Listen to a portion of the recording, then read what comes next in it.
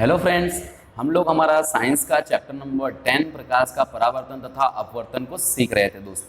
दोस्तों आज हम लोग थोड़ा आगे की तरफ सीखते हैं। इन प्रीवियस लेक्चर हमने देखा था कि उत्तल दर्पण और अवतल दर्पण से बनने वाले प्रतिबिंब कैसे होते हैं, वस्तुओं को कहाँ पर रखा जाए तो उनका प्रतिबिंब कैसा प्राप्त होता है और बनने वाला प्रतिबिंब कैसा होता है, उसकी साइज क्या होती है, कहाँ प्राप्त होता है, कैसा बनता है, सब कुछ देखा हमने। ठीक है, अब अवतल दर्पण के अंदर टोटल 6 कंडीशन थी। उसके लिए मैं एक शॉर्टकट लेकर आया हूं जहां पर आप की वस्तु को कहां रखा जाए वो और प्रतिबिंब कहां बनेगा वो आप आसानी से याद रख सकते हो। ऐसा शॉर्टकट है। बनेगा प्रतिबिंब कैसा, उसके लिए आपको आकृति देखनी पड़ेगी क्योंकि उसे याद नहीं रखा जा सकता। वो आकृति पर से देखोगे तो आसानी से समझ में आएगा और याद भी हो जाएगा, परंतु ये चीज आप समझ सकते हो शॉर्टकट तरीके से। कैसे? मैंने आपको बताया था कि दो चीजें आपस में जुड़ी हुई हैं इन अ प्रीवियस लेक्चर। ठीक है, तो उसी को मैं आगे की तरफ वापस से आपको यहाँ पर याद दिला देता हूँ कि कौन कौन सी चीजें आपस में जुड़ी हुई हैं। तो दोस्तों मैंने बताया था आपको कि पहली चीज है कि अनंत दूरी और मुख्य फोकस कैपिटल एफ ये आपस में जुड़ा होता है, तथा सी से दूर और एफ तथा सी के मध्य यानी एफ तथा सी के बीच, ये दो चीजें आपस में जुड़ी होती हैं। टोटल 6 कंडीशन थी, तो हम लोग बारी बारी से देखते हैं कि 6 कंडीशन कैसे हम लोग लिख के आसानी से उसे याद कर सकते हैं। तो दोस्तों मान लो हम लोग अवतल दर्पण में वस्तु को कहां पर रख रहे हैं, अनंत दूरी पर, तो बिंब की स्थिति कहां पर हो जाएगी, अनंत दूरी पर। तो दोस्तों अनंत दूरी किससे संबंधित है, मुख्य फोकस एफ पर। तो अनंत दूरी पर अगर वस्तु को रखेंगे तो प्रतिबिंब कहां पर बनेगा, मुख्य फोकस एफ पर। किस पर, मुख्य फोकस एफ पर। आ गया समझ में? अब इसी को रिवर्स कर दो। मान लो बिंब की स्थिति कहां पर है इस बार, मुख्य फोकस एफ पर, तो मैं इसको यहां पर लिख देता हूं मुख्य फोकस एफ पर। तो दोस्तों इसका रिवर्स, यानी कि देखो अनंत दूरी पर रखा तो मुख्य फोकस पर, अब मुख्य फोकस पर रखेंगे तो प्रतिबिंब कहां बनेगा, अनंत दूरी पर। तो यहां पर लिख दिया हमने। क्लियर? क्या यहां पर हमें कुछ याद रखना पड़ा? नहीं। और दो कंडीशन हमारी कंप्लीट भी हो गई शॉर्टकट तरीके से। क्लियर? इसी तरीके से तीसरी मेथड देखते हैं, जहां पर अगर हम वस्तु को सी से दूर रखेंगे तो उसका प्रतिबिंब कहां बनेगा, एफ तथा सी के मध्य। तो यहां पर लिख देते हैं बिंब की स्थिति सी से दूर, और प्रतिबिंब कहां पर बनेगा, एफ तथा सी के मध्य में, यानी एफ तथा सी के बीच में बनेगा। क्लियर? तो यह शॉर्टकट तरीका भी यहां पर हो गया कंप्लीट। अब इसी को रिवर्स कर दो, उल्टा। अब वस्तु मान लो तुमने कहां पर रखी है, एफ तथा सी के मध्य में, बीच में, तो उसका प्रतिबिंब कहां पर बनेगा, सी से दूर। सिंपल, ये दोनों आपस में संबंधित है, सी से दूर, तो एफ तथा सी के मध्य में प्रतिबिंब बना। अब वस्तु को अगर एफ तथा सी के मध्य में रखेंगे तो प्रतिबिंब उसका सी से दूर बनेगा।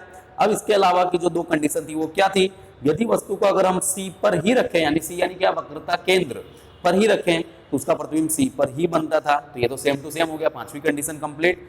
छठी और लास्ट कंडीशन थी दोस्तों, यदि हम लोग वस्तु को वक्रता केंद्र सी यानी कि दर्पण का ध्रुव P और F, यानी कि देखो यहां पर लिख देता हूं P तथा F के बीच, यानी दर्पण का ध्रुव P और मुख्य फोकस F के बीच में रखते थे, तो वस्तु कहां पर बनता था, जो प्रतिबिंब है वहां कहां पर बनेगा, दर्पण के पीछे की तरफ। क्लियर? तो ये 6 तरीके शॉर्टकट हो गए, जिसमें से 4 आपस में संबंधित है। पांचवा सी पे रखेंगे तो सी पर ही बनेगा, और P तथा F के बीच में रखेंगे तो हमेशा जो प्रतिबिंब है वो दर्पण के पीछे बनेगा। तो ये शॉर्टकट तरीका यहाँ पर समाप्त हो गया। आ गया समझ में? तो दोस्तों हमने गोलीय दर्पण के अंदर आने वाले प्रतिबिंब कैसे होते हैं उसे भी क्लियर किया, उसके अंदर अवतल दर्पण और उत्तल दर्पण वो भी कंप्लीट कर लिया। ठीक है, अब हम लोग थोड़ा सा बात कर लेते हैं समतल दर्पण के बारे में कि समतल दर्पण द्वारा बनने वाला प्रतिबिंब कैसा होता है। समतल दर्पण द्वारा होने वाला परावर्तन ये हम देख चुके हैं परावर्तन के नियम में, लेकिन समतल दर्पण द्वारा जो प्रतिबिंब बनता है वो कैसा होता है उससे भी देख लेते हैं। बहुत ही छोटा टॉपिक है, क्लियर कर लेते हैं। ठीक है दोस्तों, हम लोग समतल दर्पण द्वारा बनने वाले प्रतिबिंब के बारे में सीखने जा रहे हैं, जो कि बहुत ही सिंपल है। समतल दर्पण यानी क्या था, मैं आपको वापस से आकृति बना के समझा देता हूँ। इस तरह से परावर्तक पृष्ठ, मैं यहाँ पर चलो समतल दर्पण को इस तरह से ले रहा हूँ। ठीक है, ये हमने जो सतह ली है वो किसकी है, समतल दर्पण की। ठीक है, इसे पूरा कलर कर दीजिए।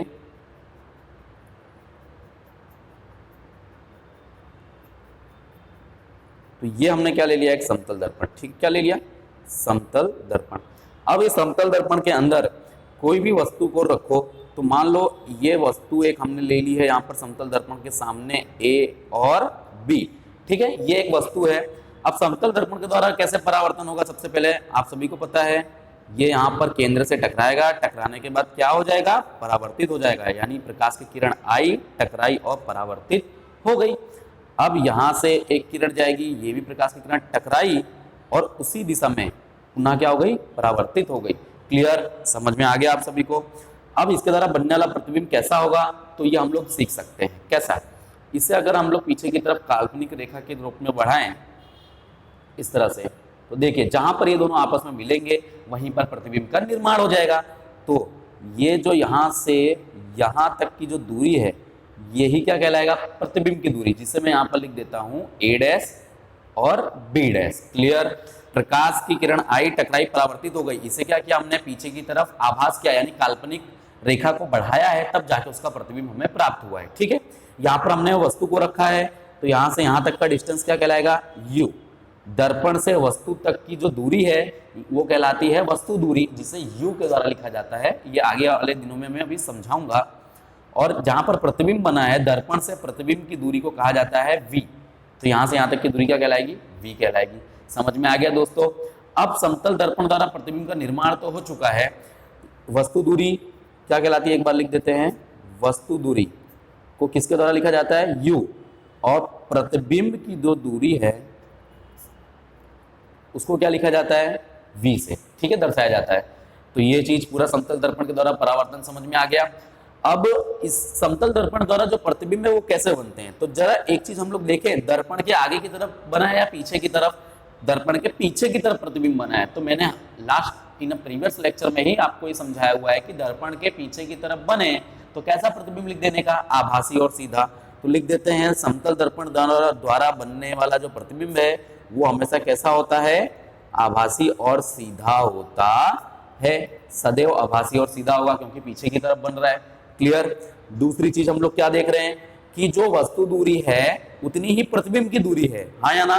तो लिख देते हैं समतल दर्पण द्वारा बनने वाले प्रतिबिंब में वस्तु दूरी U तथा प्रतिबिंब दूरी V समान होते हैं। कैसे होते हैं, समान होते हैं। समझ में आ गया दोस्तों। वस्तु की दूरी यानी जितनी दूरी पर वस्तु रखी गई है उतनी ही दूरी पर उसका प्रतिबिंब प्राप्त होगा। क्लियर। फिर तीसरी चीज, दोनों के आकार, साइज कैसी है, प्रतिबिंब वस्तु की साइज और प्रतिबिंब की साइज दोनों साइज कैसे हैं, समान हैं। तो यहां पर लिख देते हैं कि वस्तु तथा प्रतिबिंब दोनों समान आकार के प्राप्त होते हैं। दोनों किस आकार के होते हैं, समान आकार के प्राप्त होते हैं। यानी कि वस्तु की जितनी साइज है उतनी ही साइज का तुम्हें प्रतिबिंब दिखाई पड़ेगा। हाइट दोनों की कैसी होगी, सेम होगी, यानी आकार कैसा होगा, समान होगा। क्लियर, ये देख लिया। और चौथा और लास्ट चीज कि समतल दर्पण द्वारा कैसा परावर्तन होता है, तो पार्श्व परावर्तन। कैसा, पार्श्व परावर्तन होता है समतल दर्पण द्वारा। पार्श्व परावर्तन, अब आप पूछोगे सर ये पार्श्व परावर्तन क्या होता है, तो दोस्तों आपने कभी भी दर्पण के सामने खड़े हुए होगे तो आपने नोटिस किया होगा कि आप जो हैंड उठा रहे हो उसका अपोजिट हैंड हमें शीशे में दिखाई पड़ेगा। अगर हम अपना राइट हैंड को अप कर रहे हैं तो अगर शीशे की तरफ से देखा जाए तो वो हमारा लेफ्ट हैंड होगा। तो ऐसा परिवर्तन ही कहलाता है पार्श्व परिवर्तन। क्या कहलाता है, पार्श्व परिवर्तन अथवा तो पार्श्व परावर्तन। तो समतल दर्पण द्वारा बनने वाले प्रतिबिंब का जो छोटा सा टॉपिक था जिससे मैंने आपको बताया था कि बहुत ही छोटा है, वो यहीं पर खत्म हो जाता है। क्लियर। परावर्तन ये पहले भी सीख लिया था आपने, सिर्फ ये सीखना था कि बनने वाला प्रतिबिंब कैसा होता है। हमेशा आभासी सीधा होता है, वस्तु दूरी और प्रतिबिंब की दूरी इनमें समान होती है, वस्तु तथा प्रतिबिंब दोनों समान आकार के प्राप्त होते हैं और इनके द्वारा पार्श्व परावर्तन होता है। ओके फ्रेंड्स, तो यहाँ पर ये खत्म हो जाता है। अब हम लोग बात करेंगे हमारा उत्तल दर्पण और अवतल दर्पण जो हमने सीखा है उसके उपयोग कहाँ कहाँ पर होते हैं, कि उत्तल दर्पण का उपयोग कहाँ पर होता है, अवतल दर्पण का उपयोग कहाँ पर होता है। ठीक है, तो उसे हम लोग देखते हैं। दोस्तों हम लोग अवतल दर्पण के द्वारा होने वाले उपयोग की चर्चा करने जा रहे हैं। तो बहुत ही ज्यादा नहीं देखना है, बहुत ही सिंपल 4-5 एग्जाम्पल मैं आपको बता रहा हूँ जहां पर अवतल दर्पण का उपयोग किया जाता है और आपको पता भी होगा। सिर्फ ये नहीं पता होगा कि अवतल दर्पण का ही यहाँ पर उपयोग किया जाता है। क्लियर। तो उसे मैं एक्सप्लेन कर देता हूँ आपको कि सबसे पहली चीज है कि टॉर्च, सर्च लाइट तथा वाहनों के अग्रदीपों के रूप में किसका उपयोग किया जाता है? अवतल दर्पण का। तो यहां पर हम लोग टॉपिक लिख देते हैं, फिर मैं आपको समझा देता हूं। टॉर्च, सर्च लाइट तथा वाहनों के अग्रदीपों के रूप में। ये अग्रदीपों मतलब क्या है? जो हम लोग बोलते हैं हेडलाइट, क्या कहते हैं जिसे? हेडलाइट कहते हैं हम लोग वाहन में, ठीक है। आगे वाला जो फोकस देता है, फैलाता है, अग्रदीप, हेडलाइट के रूप में अवतल दर्पण का उपयोग होता है, ठीक है। पहली चीज हो गई कि पहला उपयोग कहां पर होता है? कि टॉर्च में। टॉर्च के अंदर जो आगे का कांच होता है, आपने देखा होगा, वो अवतल दर्पण है। सर्च लाइट इसी तरह से, और वाहनों की हेडलाइट जो होती है, जिसे कहते हैं अग्रदीप, इन सभी में किसका उपयोग किया जाता है? अवतल दर्पण का किया जाता है उपयोग। दूसरे पॉइंट की बात करें हम लोग, तो चेहरे का बड़ा प्रतिबिंब देखने के लिए, हमारे फेस का यानी कि चेहरे का बड़ा प्रतिबिंब देखने के लिए भी अवतल दर्पण का उपयोग किया जाता है। चेहरे का बड़ा प्रतिबिंब देखने के लिए, अगर हमें हमारा फेस कैसा देखना है? बड़ा देखना है, तो किस दर्पण में देखना चाहिए? अवतल दर्पण, यानी इसकी सहायता से हम हमारे फेस को बड़ा देख सकते हैं, ठीक है। तीसरा इसका उपयोग है कि सौर भट्टियों में सूर्य के प्रकाश को केंद्रित करने हेतु, तो दोस्तों ये तो आप जानते ही होंगे, सोलर सेल जिसे कहते हैं। तो सौर भट्टियों में सूर्य के प्रकाश को केंद्रित करने के लिए,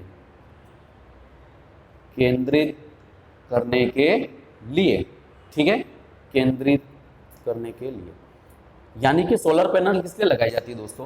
क्योंकि वहां पर क्या किया जाता है कि सूर्य प्रकाश जो होता है, सूर्य प्रकाश की आने वाली प्रकाश की अलग अलग दिशाओं से आने वाली सभी किरणों को एक ही बिंदु पर केंद्रित कर दिया जाए, जिससे पूरा का पूरा एनर्जी एक्सेप्ट, ग्रहण कर ली जाए, ठीक है।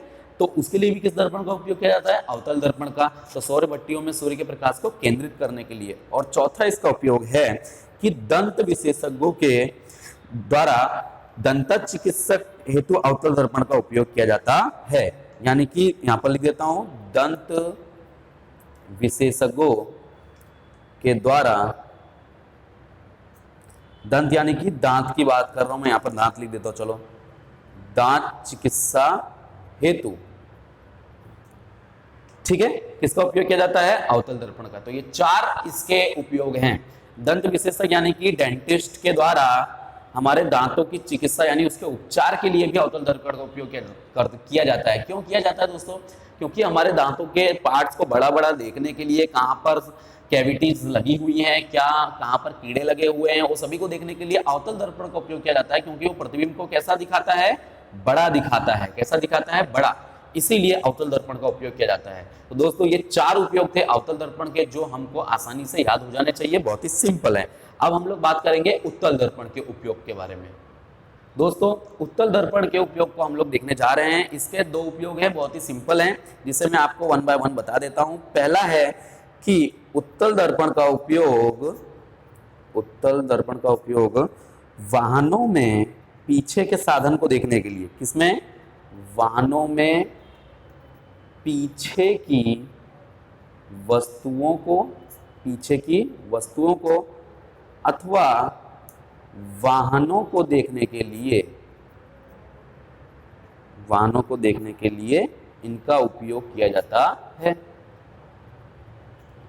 इनका उपयोग होता है। तो हो गया दोस्तों, ये पॉइंट आपने देखा ही होगा कि हमारे बाइक जो भी होती है, वाहन होते हैं, उनके अंदर जो साइड ग्लास होता है, जिसे हम लोग कहते हैं साइड ग्लास। किसकी सहायता से? Side glass. तो इन साइड ग्लास के अंदर क्या होता है? हमारे पीछे जो रही हुई वाहन आ रहे हैं, पीछे जितनी भी वस्तुएं हैं, वो सभी उसके अंदर हमें दिखाई पड़ती हैं। तो पीछे की वस्तुओं को आगे की तरफ देखने के लिए किसका? उत्तल दर्पण का उपयोग किया जाता है वाहनों में, किसमें? साइड ग्लास के रूप में, ठीक है। और दूसरा इसका उपयोग है कि दुकानों व गोदामों में आदि में निगरानी दर्पण, कौन सा? निगरानी दर्पण के रूप में इनका उपयोग किया जाता है। सिंपल है, दो यहां पर उपयोग है दोस्तों। देखो, दुकान, आप सभी ने देखा होगा कि दुकानों और गोदामों में एक दर्पण लगा होता है, जहां पर ये सब देखा जाता है, निगरानी की जाती है किस दर्पण के द्वारा, उत्तल दर्पण के द्वारा। तो ये दो जगह ऐसी हैं जहां पर उत्तल दर्पण के उपयोग होते हैं। हमने देख लिया, एक वाहनों में और दुकानों और गोदामों में सामानों को सुरक्षित उसकी देखरेख करने के लिए यानी निगरानी करने के लिए उत्तल दर्पण का उपयोग किया जाता है। तो दोस्तों आज हमने शॉर्टकट ट्रिक देखी, साथ ही साथ में समतल दर्पण द्वारा बनने वाले प्रतिबिंब कैसे होते हैं उसे देखा, और अवतल दर्पण और उत्तल दर्पण दोनों के उपयोग को भी देखा। और यहाँ पर ही ये दर्पण का जो टॉपिक है वो खत्म हो जाता है दोस्तों। अब हम लोग मिलेंगे हमारे अगले लेक्चर में और आप सभी को ये सब कर लेना है कंप्लीट। ओके, तो बेटा मिलते हैं अब अगले लेक्चर में।